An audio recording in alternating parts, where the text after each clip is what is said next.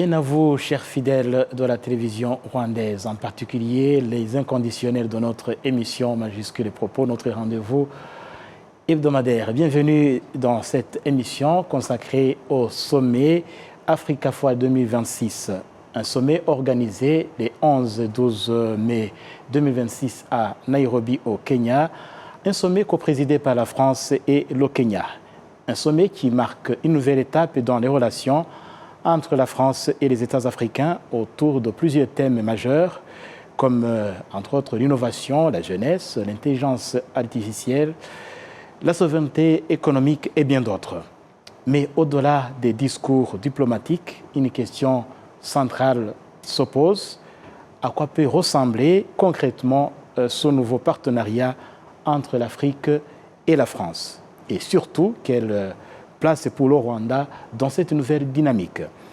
Eh bien, pour en parler, j'ai le plaisir d'accueillir sur ce plateau son Excellence Aurélie Royé-Gounin, l'ambassadrice de France au Rwanda. Bienvenue à la TV rwandaise. Merci de votre invitation. Avec nous également Victor Nyindi. Victor, bienvenue à la TV rwandaise. Merci pour votre invitation, Jean Damascène. Victor, vous êtes entrepreneur et surtout, vous êtes engagé auprès de la jeunesse africaine et vous êtes aussi un acteur du développement digital sur le continent africain. Vous allez nous aider à comprendre les enjeux de ce sommet, surtout vis-à-vis de la jeunesse africaine. Et la jeunesse qui constitue une grande partie de la population africaine. Pour commencer avec vous, Madame l'ambassadrice, le sommet Africa Forward parle d'un partenariat renouvelé entre la France et l'Afrique. Et par rapport à la coopération qui existait déjà, qu'est-ce qu'il y a de nouveau? Qu'est-ce que ça change? Qu'est-ce qui change concrètement aujourd'hui? Merci de votre question. Oui, alors ce sommet, déjà en soi, c'est un sommet très nouveau dans sa forme. Vous avez sans doute noté, voilà, vous l'avez précisé, c'est un sommet qui est organisé conjointement par la France et le Kenya. C'est un sommet qui est dans un pays d'Afrique anglophone, ce qui pour la France montre aussi une évolution dans l'approche qu'on peut avoir avec nos partenaires en Afrique. Et surtout, c'est un sommet qui va être centré sur la thématique des partenariats. En fait, on va réunir très largement à l'occasion de ce sommet des membres de la société civile, alors des jeunes, des artistes, des membres des diasporas, évidemment énormément d'hommes et de femmes d'affaires, ça va être beaucoup de business, et les chefs d'État et de gouvernement, donc avec l'idée vraiment de créer des échanges transversaux et d'avoir voilà, des approches de partenariat. Et c'est vraiment ça la tonalité principale qu'on a voulu lui donner. C'est une approche partenariale où les partenaires s'inscrivent dans les priorités des uns et des autres, cherchent des choses qui sont mutuellement bénéfiques et au profit des peuples en Afrique et en France.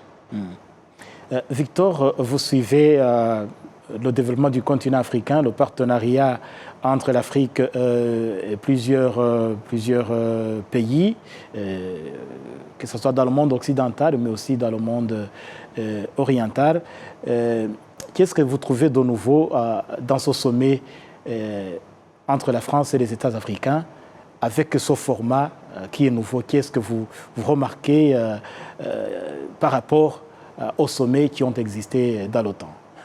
Eh bien, justement, comme disait tout à l'heure Madame l'ambassadrice, c'est un format qui est nouveau parce que dans un pays anglophone, dans une co-présidence de ce sommet, mais aussi avec plus de 4000 participants venant de France, mais aussi du Kenya et d'Afrique. Et le dialogue est aujourd'hui différent d'il y a une dizaine d'années, où l'aide était mise en avant, alors qu'aujourd'hui, ce sont les partenariats, les co-créations pour des bénéfices mutuels.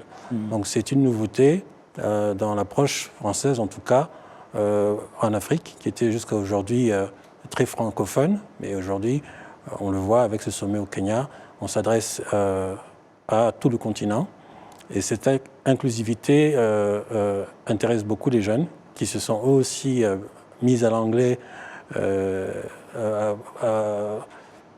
au fil des temps. Et surtout, c'est bénéfique pour un pays comme le Rwanda qui et anglophones et francophones qui siègent à l'OIF, mais aussi au Commonwealth. Et donc, il peut s'adresser, lui aussi, à tous les pays du continent. Et donc, c'est un rôle important pour le Rwanda, central, géographique, qui est à exploiter également. Victor, permettez que je revienne sur ce que vous venez de dire. Un sommet entre la France et les États africains qui est organisé dans un pays anglophone, co-organisé avec le Kenya, un pays anglophone. Qu'est-ce que cela signifie par rapport aux conceptions d'antan où on voyait la France uniquement limitée au monde des francophones? Alors il faut remonter dans le temps, il faut remonter il y a 9 ans à Ouagadougou où le discours du président Macron évoquait une forme de désinhibition par rapport à son intervention en Afrique, non plus sur une relation d'honneur à bénéficiaire, mais sur une relation de partenaire. Et donc 9 ans après, on a concrètement, à travers ce sommet de Nairobi Africa Forward, le reflet de ce qui avait été annoncé il y a plusieurs années. Donc on est dans une logique de partenariat, une logique de co-création. C'est définitivement le point fort de ce sommet. Et Madame l'ambassadrice, pour rebondir sur la même question, la France met en avant aujourd'hui un partenariat élargi avec les pays du Sud, sans tenir compte nécessairement de la langue française. Elle va bien au-delà. Absolument. Alors, à travers la langue française, nous véhiculons des valeurs communes, parce que le français est une langue en partage avec tous les pays qui l'utilisent. Mais là, il nous semble vraiment important, comme le disait M. Nkindi à l'instant, qu'il faut avoir une approche dans les relations qu'on peut avoir avec le continent africain très large. Et d'ailleurs, ce n'est pas uniquement bilatéral. En fait, on cherche vraiment à construire des relations aussi au niveau régional. Seront présents au sommet de Nairobi aussi des représentants de l'Union africaine, des représentants de toutes les grandes institutions multilatérales, parce que l'Afrique doit avoir toute sa place, et chaque État africain dans le multilatéralisme. Et c'est aussi quelque chose qui est important pour nous de manifester à cette occasion. Donc seront présents la Commission de l'Union africaine, différentes structures des Nations Unies, et puis des initiatives multilatérales qui ont un intérêt particulier sur le continent africain. Et alors, Madame l'ambassadrice, nous savons que la France a organisé en 2023 un sommet pour un nouveau pacte financier mondial. Est-ce qu'on peut dire que ce sommet de Nairobi s'inscrit dans cette dynamique, dans cette vision de la France de redessiner un multilatéralisme nouveau aujourd'hui? Absolument. Oui, c'est vraiment clairement quelque chose qui s'inscrit dans cet élan qui existait aussi. C'est quelque chose qu'on a vu aussi se manifester, par exemple, dans les conclusions des sommets entre l'Union européenne et l'Union africaine. Et on compte au sommet de Nairobi, il va y avoir des temps de discussion entre les chefs d'État et de gouvernement présents, aussi pour que les réflexions dans le cadre du sommet de Nairobi nourrissent en quelque sorte la réflexion du G7 sur les questions de financement du développement, et qui est vraiment un apport en contenu, en réflexion, qui se fasse cette année où il se trouve que la France est en ce moment en présidence du G7, puisque c'est une présidence tournante. Oui. Et on veut vraiment qu'à Nairobi, en fait, les participants nous donnent aussi un apport, quelque chose qui sera porté par la France et par le Kenya aussi, au sommet du G7 au mois de juin. Et alors, je reviens à vous, Victor, en tant qu'entrepreneur africain.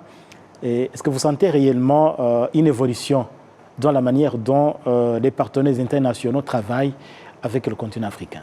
Oui, définitivement, il y a une évolution des partenaires internationaux, et surtout les partenaires français, avec lesquels nous travaillons depuis plus de 10 ans. Moi, en tant qu'entrepreneur dans le secteur des médias, j'ai eu au début un dialogue qui était à sens unique, on va dire, où j'étais dans le rôle d'un bénéficiaire que je ne voulais pas être, et que mes partenaires étaient dans un rôle de donateur qu'ils souhaitaient être. 10 ans après, ce dialogue a changé. Et c'est un paradigme qui concerne plusieurs secteurs stratégiques en Afrique, que ce soit la sécurité alimentaire, que ce soit l'énergie, la santé. Mais en ce qui me concerne, je vois une évolution pour un partenariat et une relation gagnant-gagnante, mais surtout pour de l'impact. C'est-à-dire que les partenariats que nous avons aujourd'hui ne sont pas nécessairement aussi pour faire des bénéfices et pour faire de la création de richesse, de la création de valeur, mais c'est aussi pour impacter nos communautés, que ce soit en zone urbaine ou rurale, et aussi accélérer l'inclusion numérique qui fait défaut en Afrique, où nous avons justement malheureusement 960 millions d'usagers qui ne sont pas connectés, que ce soit à travers les téléphones, parce que les données, la data coûte cher, et parce que les terminaux ne sont pas nécessairement adaptés à cette nouvelle révolution industrielle, la révolution numérique. Oui. Alors, vous parlez de la coopération gagnant-gagnant. Madame l'ambassadrice, quelle est la vision de la France concernant le rôle de l'Afrique dans les grands équilibres mondiaux aujourd'hui? Il est essentiel, et puis surtout c'est à l'Afrique de l'affirmer, de le prendre.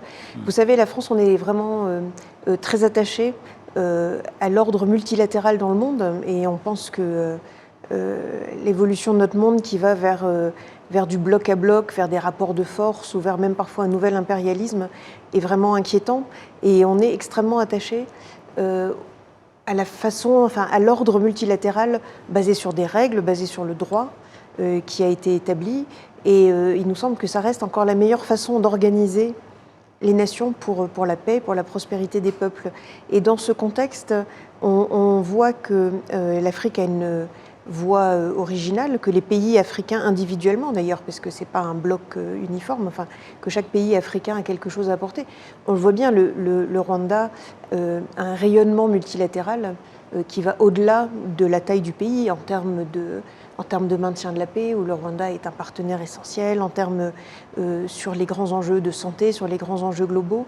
Donc c'est vraiment quelque chose qu'on veut aborder aussi à Nairobi, parce que cette question des enjeux globaux, trouver les solutions, il faut que ce soit une solution qui soit partagée et portée par tout le monde. Et donc surtout tous les grands défis environnementaux, de sécurité, de santé, on voit bien qu'il y a quelque chose à faire, et sur le numérique aussi très clairement, puisqu'il y a beaucoup de sujets en ce moment où la solution, elle doit venir de la société civile, elle doit venir des usagers, et ça c'est des choses qui peuvent se faire par l'échelon multilatéral, puisque c'est des enceintes où il peut y avoir une voix pour la société civile, pour les entrepreneurs. C'est à notre avis tout à fait précieux, et c'est la seule façon de trouver des solutions pérennes et réellement profitables à tous. Oui, vous parlez de la coopération entre l'Afrique et la France, et revenons un peu sur le cas précis du Rwanda. Et comment qualifiez-vous aujourd'hui les relations entre la France et le Rwanda? Et en tant qu'ambassadrice, je pense que vous avez beaucoup à dire là-dessus. En effet, j'ai beaucoup à dire.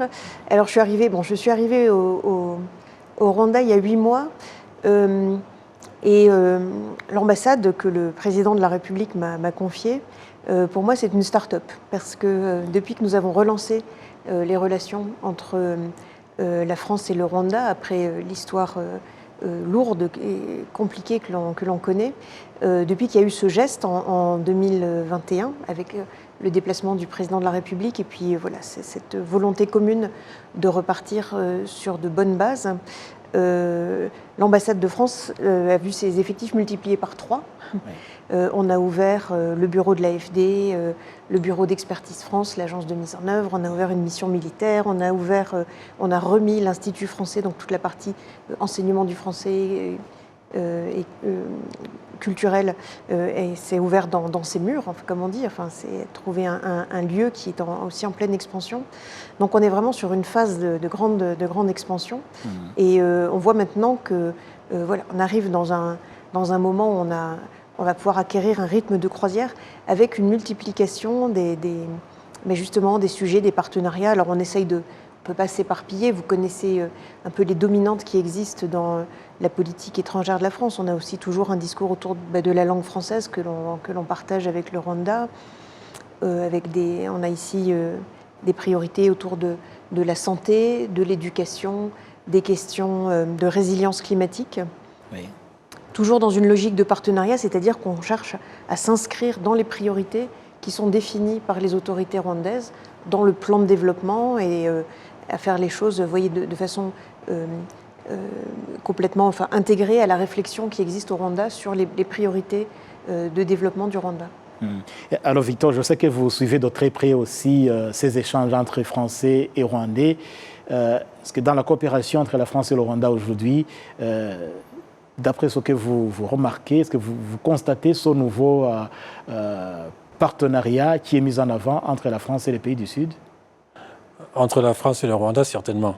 Il y a un dynamisme, comme Madame l'ambassadrice le mentionnait tout à l'heure, oui, avec un accroissement des activités, des projets, l'ouverture des bureaux de l'AFD, d'Expertise France et l'agenda très chargé du Centre culturel francophone et notamment les classes d'apprentissage de la langue française participent justement à ce dynamisme qui bénéficie aux jeunes Rwandais et Rwandaises. Et en ce qui me concerne, c'est important de savoir qu'on peut maintenant stimuler l'attractivité d'un parcours académique en France pour nos jeunes, mais aussi inversement, lorsque leur parcours académique prend fin, leur proposer justement un retour au Rwanda ou en Afrique pour s'épanouir dans un cadre où leurs compétences peuvent être exercées et peuvent être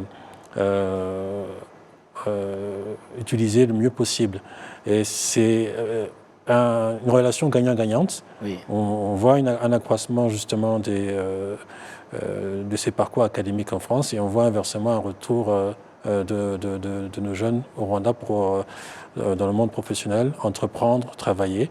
Et ça participe justement à la création de valeur, création de richesse, notamment parmi les piliers stratégiques de NST2, la stratégie de transformation et de la vision 2050. Donc, effectivement, oui, ça marche. Et alors, Madame l'ambassadrice, pourriez-vous peut-être, sans aller trop dans les détails, nous parler des principaux domaines de coopération entre la France et le Rwanda aujourd'hui, les domaines qui sont mis en avant aujourd'hui? Alors, dans le contexte d'un dialogue politique aussi, parce qu'on a un dialogue politique nourri, notamment, comme nous le disions à l'instant, sur les questions multilatérales et sur les questions régionales, parce qu'il y a besoin de se parler. Mais sur les domaines vraiment où il y a une action partenariale donc, autour du développement, on a concentré notre action sur l'éducation et la formation professionnelle. Ce qu'évoquait à l'instant Victor Kindi, c'est vraiment pour nous quelque chose d'essentiel et c'est tout à fait dans la ligne voilà, du plan 2050 du Rwanda. Donc on a toute une action autour de l'éducation et pas seulement la langue française. On fait beaucoup de choses sur la langue française qui est un facteur d'employabilité, mais pas seulement. Aussi beaucoup autour de la formation professionnelle. Ensuite, la grande priorité, ça va être la santé. Là aussi, à tous les niveaux, dans la partie multilatérale, autour de ce qu'on peut faire, par exemple le Gavi, l'Alliance Vaccin, enfin tout ça qui sont des choses sur lesquelles le Rwanda est très impliqué, avec un vrai rayonnement régional. Et puis on a, nous aussi, une activité assez poussée dans ce domaine.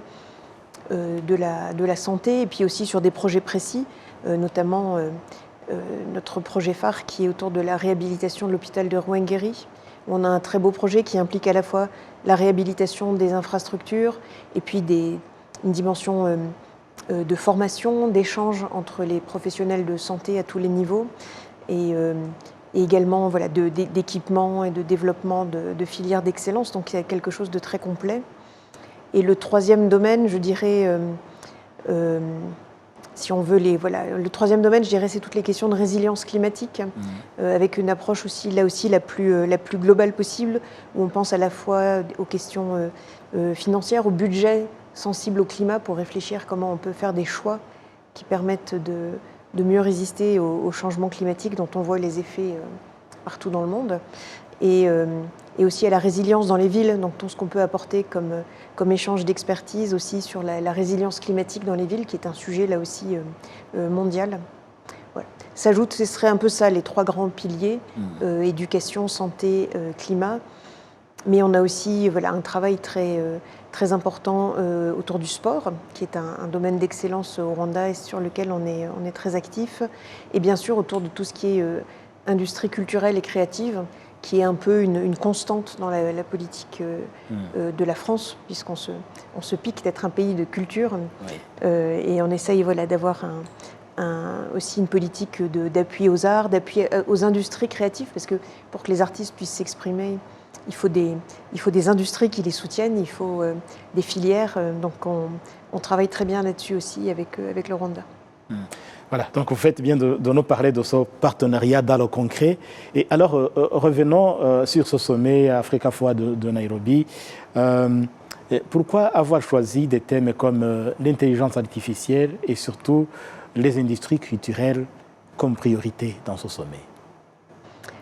Alors, les industries culturelles et créatives, comme je vous le disais, vraiment, c'est parce qu'on a l'impression qu'aujourd'hui, c'est un facteur de croissance, c'est un domaine aussi de développement économique important. C'est un domaine où il faut que l'Afrique prenne toute sa place, parce qu'il y a une richesse culturelle qui est peut-être pas encore assez mondialisée et connue, et surtout qui ait les moyens de se faire connaître. Et c'était aussi un des domaines dans lequel la jeunesse, on est dans un continent très jeune, oui. La jeunesse peut prendre aussi toute une place. Alors à Nairobi, on a invité beaucoup de jeunes, beaucoup d'artistes, et dont d'ailleurs Sherry Silver, qui sera présente et qui va être aussi la directrice artistique du grand concert final qui terminera les 2 jours de sommet, donc mardi soir. Il y aura un grand concert qui est organisé aussi avec Trace TV, qui sera accessible en ligne, oui. et dont Sherry Silver est la directrice. Donc je le recommande à tout le monde parce qu'il y aura quelques grands noms de la musique et de la danse, donc ce sera certainement un très beau spectacle. Donc voilà, c'était important pour ça d'avoir choisi ce sujet. L'intelligence artificielle, ma foi, oui, là aussi, c'est évidemment un moteur de croissance extrêmement important.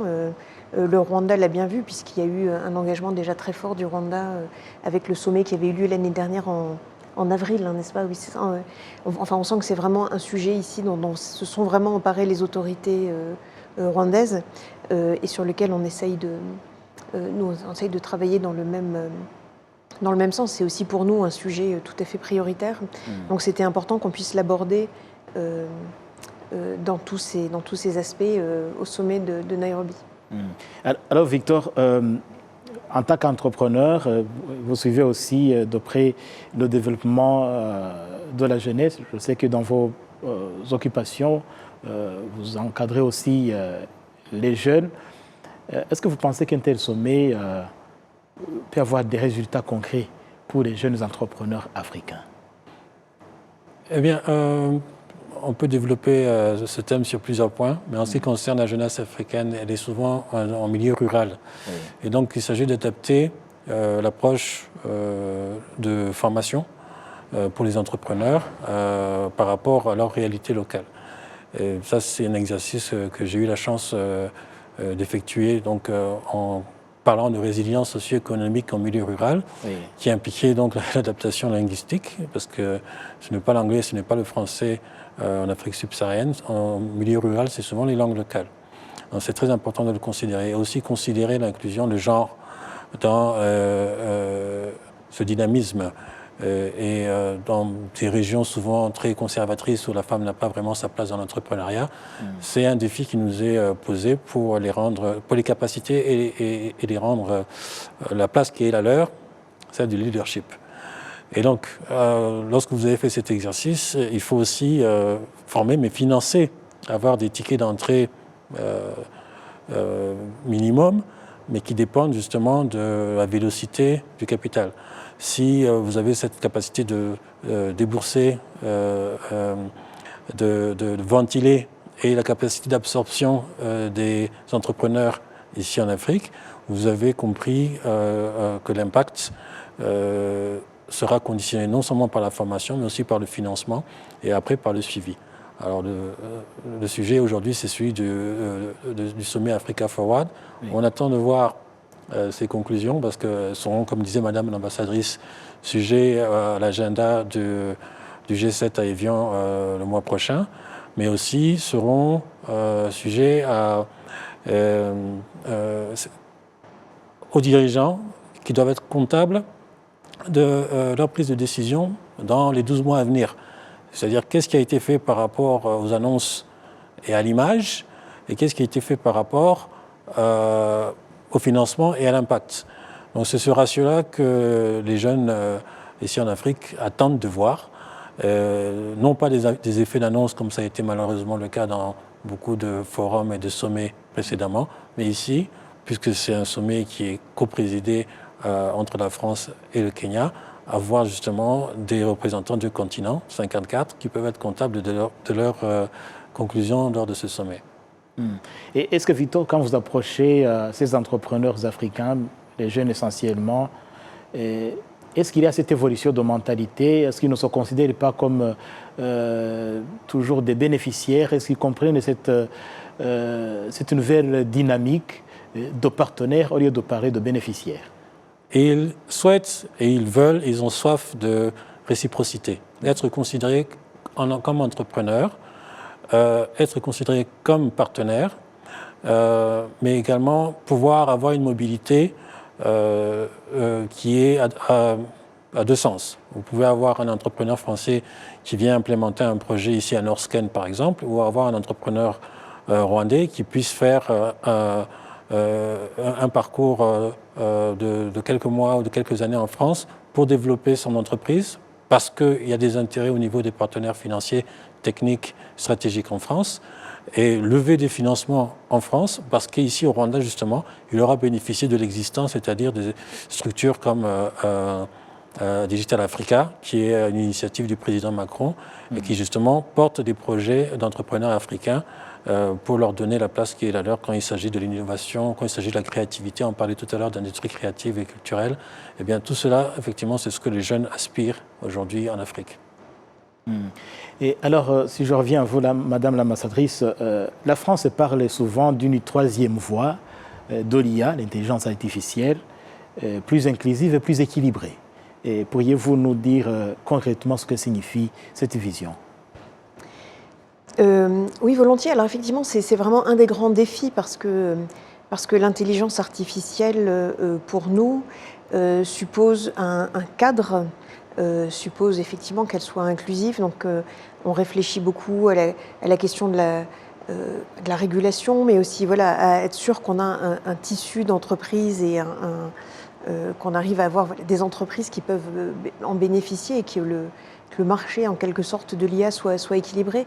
C'était vraiment au cœur à la fois du grand sommet qui avait été organisé en France en février, et puis le sommet sur les mêmes thèmes qui avait eu lieu à Kigali en avril, où vraiment on se dit, voilà, il y a à la fois cette dimension de régulation, la dimension aussi, on a eu l'occasion souvent d'en parler sur les questions linguistiques aussi, parce que une intelligence artificielle se nourrit de données, de data. Oui. C'est très important qu'il y ait aussi une importance des sujets de data francophones. C'est d'ailleurs un sujet dont s'est emparée Madame Louise Mushikiwabo à la tête de l'OIF aussi, parce que c'est vraiment un enjeu extrêmement important pour la francophonie, que cette disponibilité de data pour nourrir les intelligences artificielles, et puis après de formation, de l'ensemble de l'écosystème d'entreprise.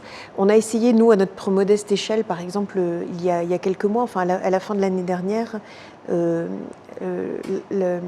l'ambassade avait organisé ce qu'on appelle la journée du droit. On avait fait venir le coordonnateur français du grand rapport qui avait été écrit sur l'intelligence artificielle, M. Renaud Vedel, qui était venu pour des échanges avec des partenaires rwandais pour réfléchir à cette question. Voilà, quelle stratégie pour les États face au développement extrêmement rapide de l'intelligence artificielle. On espère refaire des échanges en ce sens. Et puis il y a beaucoup d'opportunités entre la France et le Rwanda. Le salon Vivatech qui se tient au milieu du mois de juin il y aura un stand, un pavillon du Rwanda. Il y en avait déjà eu un plusieurs années précédentes. Ça avait d'ailleurs été un des lieux de la réconciliation franco-rwandaise. C'était en 2018. Oui. Le président Macron et le président Paul Kagame avaient inauguré ensemble le pavillon rwandais. Et c'est pour nous, voilà, Vivatex, c'est aussi un beau symbole de la réconciliation. Et c'est pas anodin qu'un des symboles de notre rapprochement, ce soit dans un salon qui est en pointe sur toutes les questions de tech et notamment d'intelligence artificielle. Donc c'est un sujet qu'on va certainement continuer parce qu'il irrigue tout. Vous voyez, même on réfléchit autour des sujets IA et santé qui sont très importantes pour la formation des médecins, mais on réfléchit autour des sujets IA dans l'éducation. Enfin, c'est vraiment un sujet qui est transversal, qui irrigue maintenant tous les secteurs d'intervention. Oui, l'intelligence artificielle, un domaine en croissance. Victor, est-ce que vous pensez que les pays africains font assez pour embrasser cette intelligence artificielle qui entraîne avec elle énormément d'opportunités? Alors, énormément d'opportunités, énormément de défis, et on doit savoir balancer entre les deux, c'est inévitable. Opportunité parce que c'est un accélérateur d'inclusion numérique, et défi parce que, comme disait Madame l'ambassadrice tout à l'heure, il y a une question de la gestion des données, du stockage des données, qui aujourd'hui, majoritairement, à plus de 98%, les données africaines sont stockées hors de l'Afrique. Et donc, l'usage des intelligences artificielles sont utiles que lorsqu'elles sont appliquées. Donc, l'IA appliquée, par exemple à l'agriculture, qui va permettre à un fermier d'avoir un diagnostic phytosanitaire de son sous-sol, ou à un patient en milieu rural qui demande pour un gain de productivité, un gain de temps à avoir un diagnostic en distanciel avec l'intelligence artificielle non connectée, ça donne du sens. Contrairement à ce que malheureusement le public en général aperçoit, qui est l'IA générative, qui est aujourd'hui en surface mise en avant, mais l'adaptation de cette intelligence artificielle en Afrique avec la jeunesse a sa pérennité à travers justement l'IA appliquée à l'agriculture, au fintech. L'Afrique est le berceau du mobile money, donc nous devons absolument exploiter ce patrimoine, appliquer à l'éducation et appliquer à la santé. Voilà. Si cette jeunesse comprend et travaille justement à nourrir ces algorithmes, à travailler sur des solutions endémiques locales pour les problèmes locaux, comme ça a été le cas récemment avec l'édition de notre premier dictionnaire Kinyarwanda du numérique, mais ça permet justement une meilleure inclusivité et un meilleur traitement des réalités locales. Voilà. Est-ce que, Victor, vous pensez que un tel sommet peut aider les États africains à avoir des pistes de solutions envers les défis auxquels les jeunes Africains sont confrontés, et surtout en parlant toujours de cette intelligence artificielle? Les pays africains qui sont présents à ce sommet, je pense plus d'une trentaine de chefs d'État, justement sont comptables des conclusions que nous attendons et qui, en ce qui concerne l'intelligence artificielle, seront l'objet d'une table ronde qui est co-présidée par le président Paul Kagame et le président Sisi d'Égypte. Et c'est des sujets, ceux dont on vient de parler, mais aussi d'autres, qui seront abordés, qui seront mis à l'agenda, qui permettra justement d'adresser cette problématique au niveau français, au niveau européen, au niveau africain. Plus tard, donc, par exemple, au sommet du G7 à Évian, mais aussi à travers la perspective de l'Union africaine dans son agenda 2063, qui est sous-pilotée, on va dire, mais parce qu'elle a besoin d'être supportée par justement des approches inclusives comme celles qui sont effectuées lors du sommet Forward Africa. Mais dans l'ensemble, ces dirigeants africains, oui, s'inspireront bien des conclusions de ce sommet pour pouvoir transmettre à travers leurs pays respectifs, mais aussi leurs blocs régionaux, des cadres inclusifs et non pas de fragmenter justement l'approche de ce défi numérique. Et alors, Madame l'ambassadrice, l'Afrique a souvent peiné à s'inscrire dans le multilatéralisme mondial. Est-ce qu'avec un tel sommet, sous un nouveau format, Et on peut dire que la France se joint à l'Afrique pour qu'elle puisse avoir une voix et s'insérer et concrètement trouver sa place dans le concert des nations. Oui, absolument. Non, je pense que votre analyse est la bonne. Hein. C'est vraiment aussi un des objectifs poursuivis. Comme je vous le disais en début d'émission, voilà, parce que nous croyons au multilatéralisme et que nous partageons cette confiance dans le poids du multilatéralisme et dans le fait que c'est la bonne voie pour organiser notre monde. Nous le partageons avec beaucoup de pays africains, à commencer par le Rwanda, qui veulent s'engager pour faire fonctionner le système multilatéral.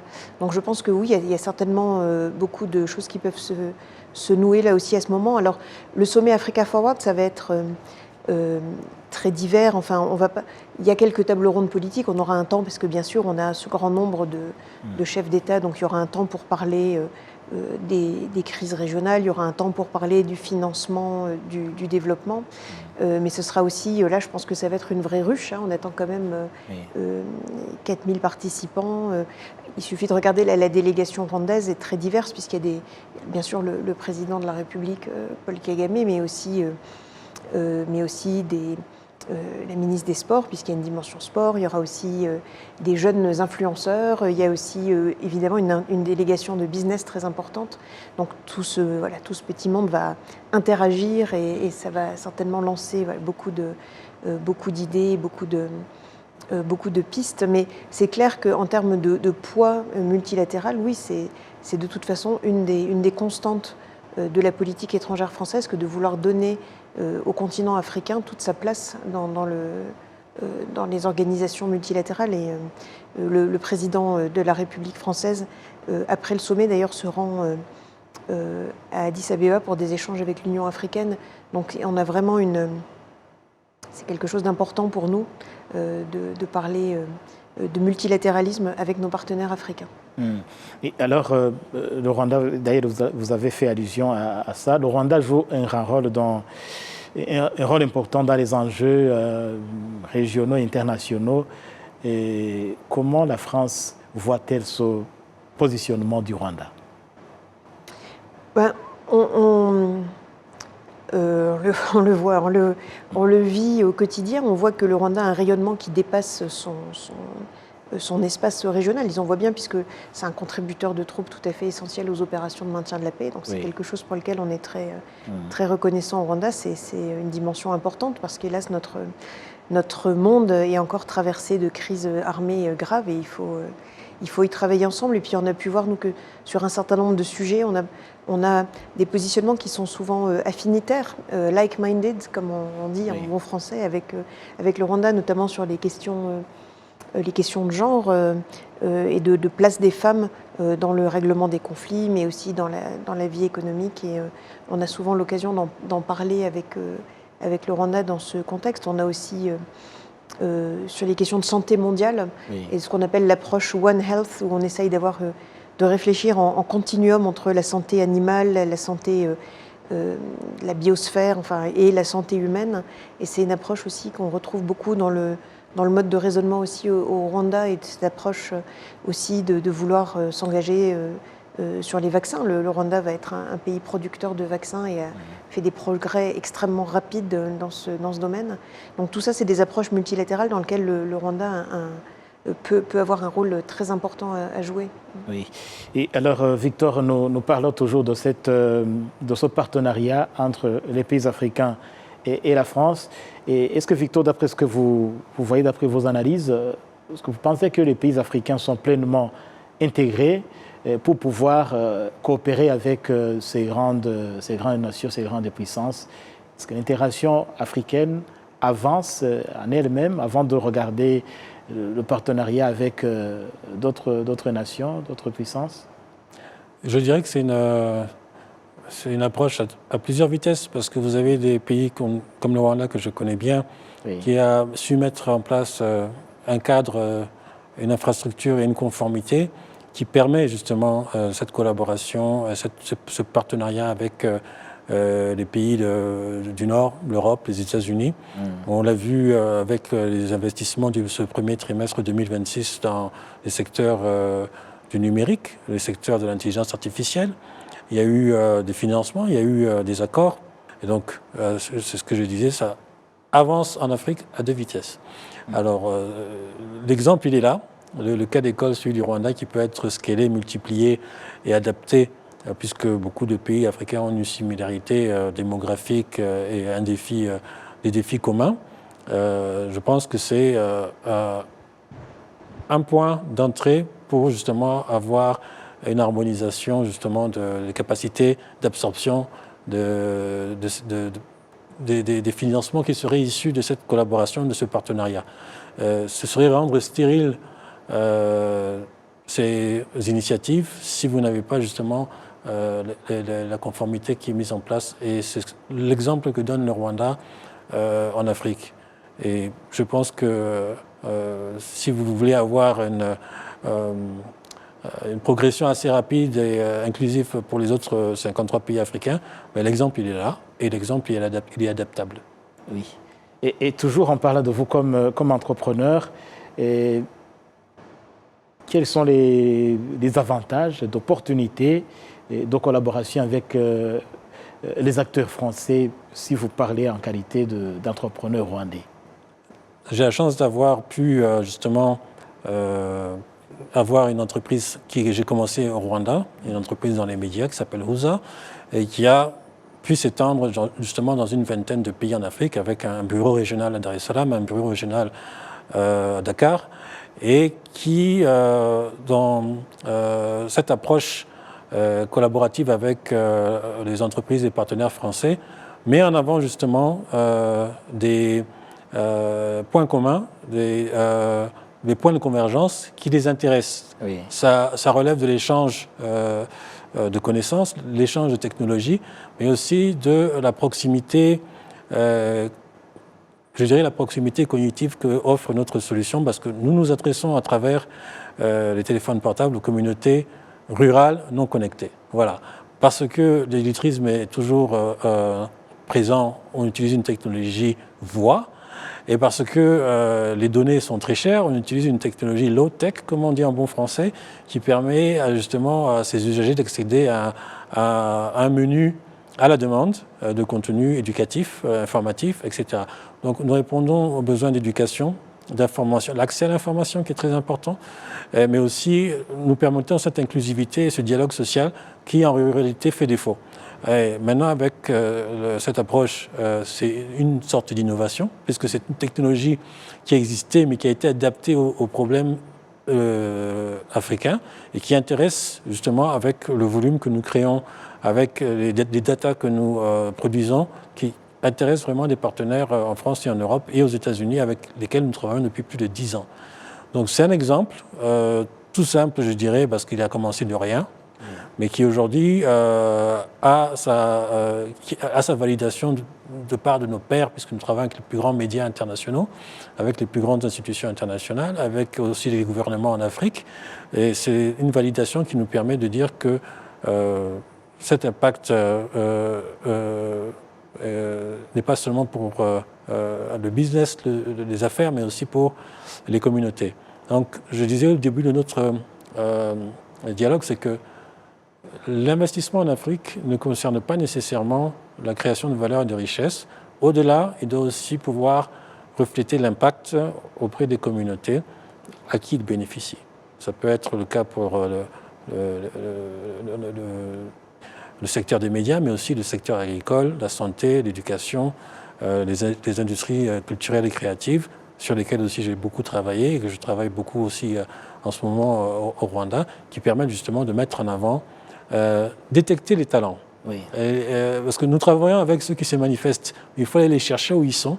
Il faut aller relever cette fibre entrepreneuriale, mais aussi cette estime de soi qui doit être sublimée, surtout chez les femmes en milieu rural.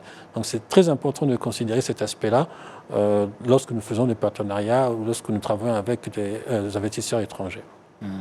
Et Madame l'ambassadrice, Victor vient de faire allusion aux grands défis auxquels le continent africain est confronté, le numérique, le progrès du numérique, le développement de la femme et le développement du monde rural. On peut dire que La France est prête à accompagner l'Afrique, justement avec son nouveau partenariat. Elle est prête à accompagner l'Afrique pour relever ces défis qui deviennent de plus en plus cruciaux aujourd'hui.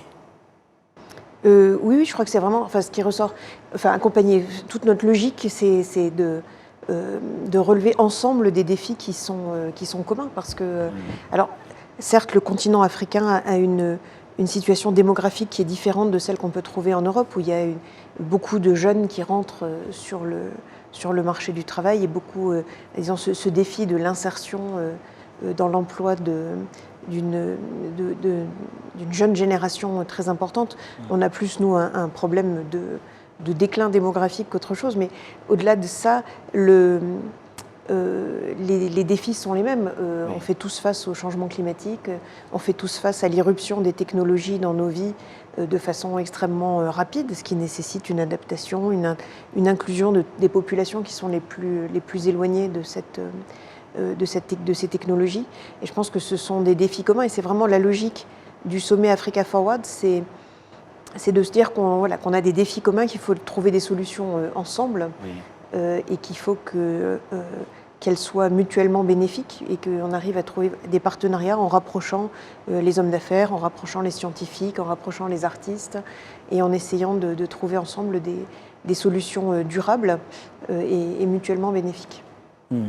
Et nous acheminons vers la fin de notre émission. Madame l'ambassadrice, quels sont les engagements que la France souhaiterait voir sortir de ce sommet Africa Forward? Alors, ils sont nombreux, comme on va avoir 5000 personnes ensemble et autant de possibilités de gens qui vont se voir. Un des résultats, ça va être on espère du moins un call for action, toujours en beau français, oui.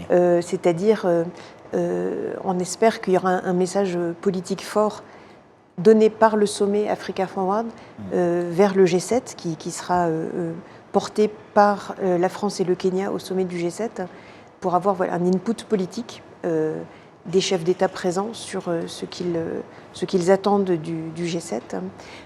Et on espère aussi une grande fécondité de l'ensemble des rencontres qui vont se faire à tous les niveaux. Donc ça devrait être un résultat qui est difficile à résumer en quelques phrases parce qu'on espère surtout que c'était un nouveau format, ce n'est pas des sommets avec seulement les discours des chefs d'État. Exactement, exactement. Ils seront importants. On est très heureux que le président rwandais ait accepté de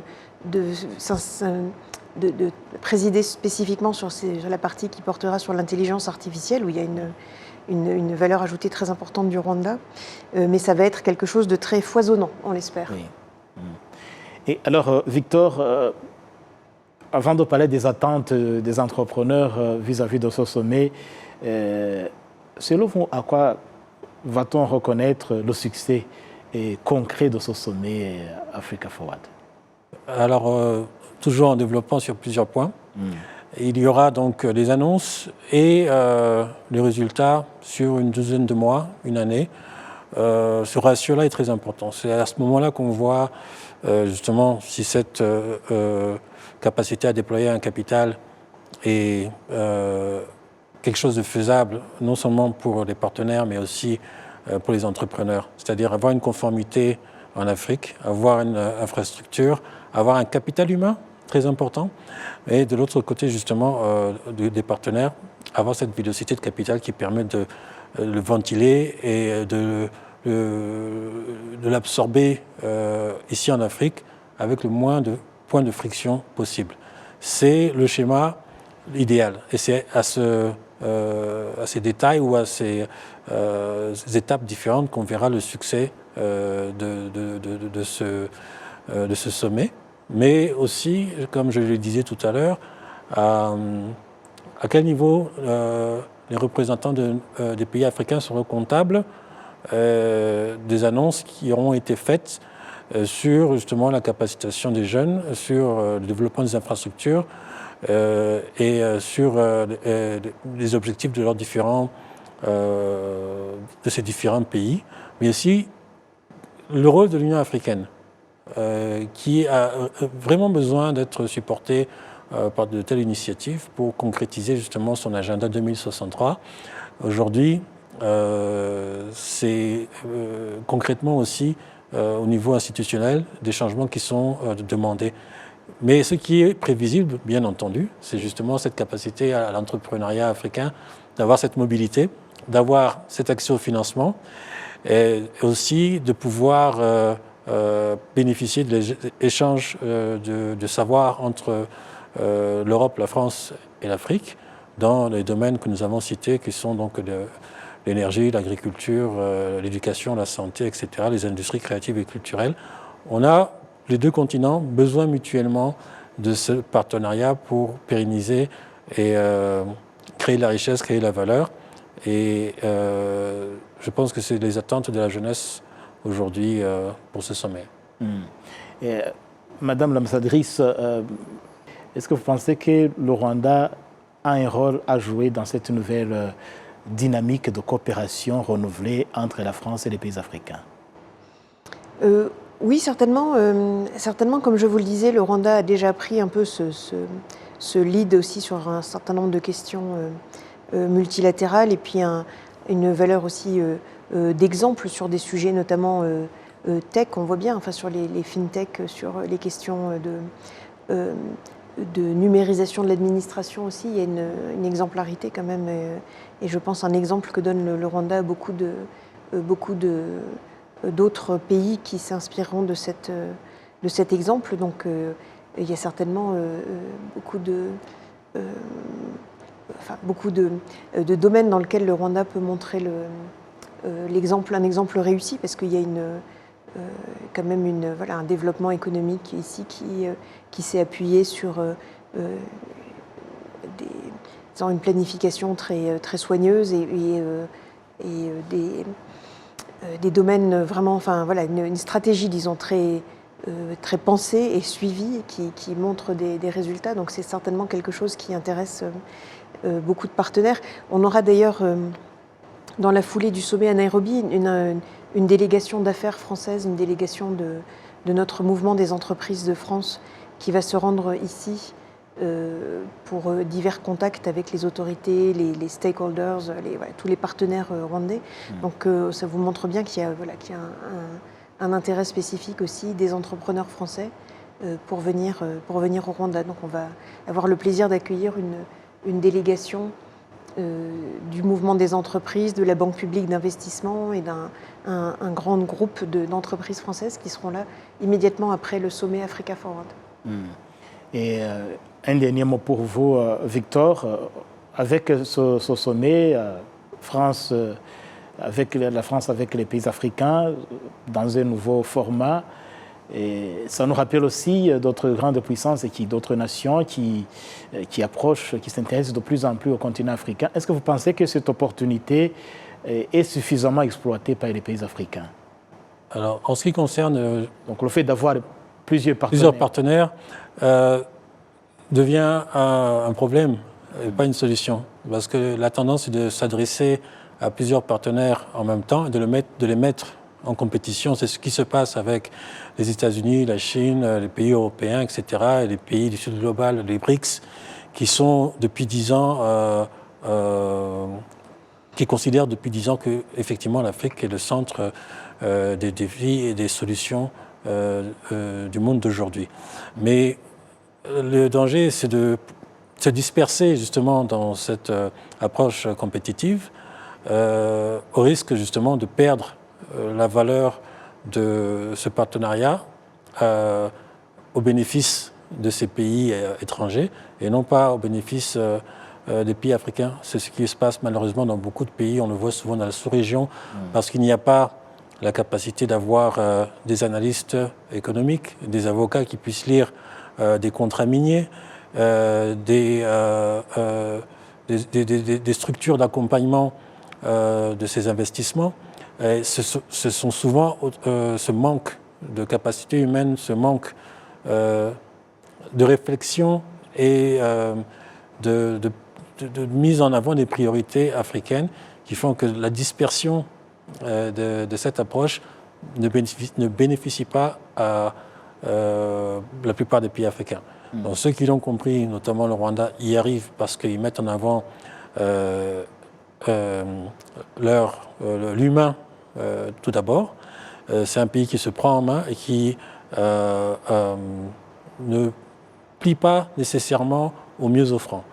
Et donc c'est un résultat qui est pour le moment visible, mais je pense que la plupart des pays africains devraient s'en inspirer au risque de disperser leur énergie sur des offres qui ne sont pas nécessairement au bénéfice de leurs citoyens.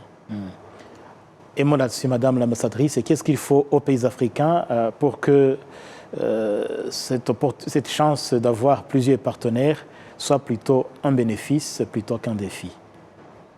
Écoutez, ce serait bien présomptueux de ma part de donner des conseils et des leçons aux pays africains. Peut-être partant de l'expérience de la France qui a plusieurs partenaires. Bien sûr. Bon, non, je pense que, vous voyez, nous, on est dans une logique on a déjà dans une logique multipartenariale, et de se dire, voilà, c'est normal de fonctionner. Pour nous, un partenariat, c'est quelque chose d'égal à égal, de respectueux, de mutuellement bénéfique. Sinon, c'est plus un partenariat, c'est des contrats qui peuvent être déséquilibrés, et on est vraiment dans une logique de partenariat pour sortir d'une logique, vous voyez, d'aide ou d'une logique de prédation. Il faut bien le dire, c'est toujours un risque. Donc on insiste sur cette dimension d'égal à égal et de dimension respectueuse, et puis que ça soit vraiment directement tourné au bénéfice des populations, parce que sinon ça n'a pas beaucoup de sens. Ensuite, on a nous aussi clairement dans notre approche une approche basée sur les valeurs.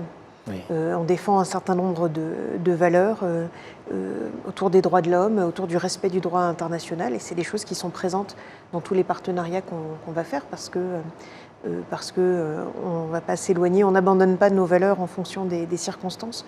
Donc on a toujours quand même un guide, quelque chose qui va nous conduire dans la conduite des relations. Et je pense que c'est partagé par beaucoup de nos partenaires en Afrique.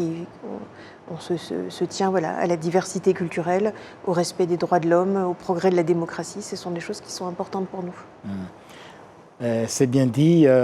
Espérons que le sommet Africa Forward 2026 va continuer à concrétiser cette nouvelle étape dans les relations entre la France et les pays africains, avec un accent sur plusieurs thématiques, l'innovation, la jeunesse, les investissements.